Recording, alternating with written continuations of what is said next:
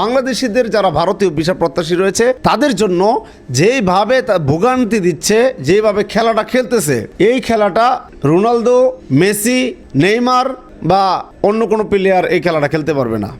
আগে তোমাদের সফটওয়্যার ঠিক করো, তারপরে স্লট ছাড়ো। নোটিশ দেওয়া আছে বৃহস্পতিবার স্লট ছাড়বে, স্লট ছাড়ে নাই। মানুষ অপেক্ষা করতে করতে কম্পিউটারের সামনে বসে থাকতে যখন পেরেশানি হইতে বিরক্ত, তারপর ঘোষণা আসলো বা ঘোষণা ছাড়াই স্লট ছাড়লো না ওই দিন।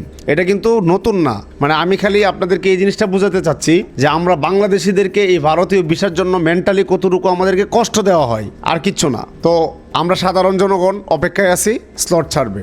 ছাড়লো না 12টা বাজে, 1টা বাজে, 2টা বাজে, 3টা বাজে, 5টা বাজে, রাতে 9টা বাজে, ছাড়লো না। হঠাৎ করে রাতের 11টা স্লট ছেড়ে দিচ্ছে। ওকে, 11টা বাজেও ছাড়লো না। পরের দিন শুক্রবার বন্ধের দিন স্লট ছেড়ে দিচ্ছে, অথবা তারপরের দিন শনিবার স্লট ছেড়ে দিচ্ছে, অথবা তার কথা ছিল পুরো সপ্তাহ স্লট ছাড়বে, সেটা না করে 2 সপ্তাহ স্লট সে একদিনে ছেড়ে দিয়েছে। মানে কি পরিমাণে পেরেশানি দিচ্ছে এটা কি কল্পনা করা যায়?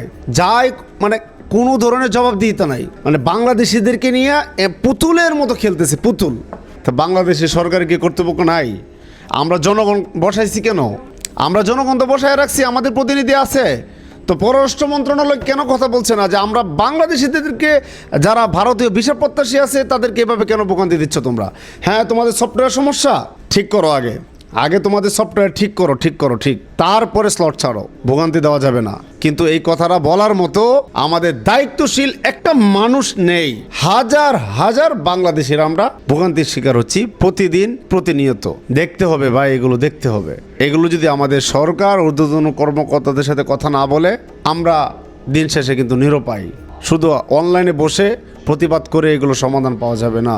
তবে হ্যাঁ, সমাধান পাওয়া যাবে ভিডিওটি শেয়ার করলে। শেয়ার করে দিন ভিডিওগুলো, মানুষ জানুক এবং সরকার পর্যন্ত চলে যাক ভিডিওটা, যে আমরা কতটুকু কষ্ট করতেছি, আমাদেরকে কতটুকু পেরেশানি দিচ্ছে এই ভিসার জন্য। ঠিক আছে, ধন্যবাদ, ভালো থাকবেন।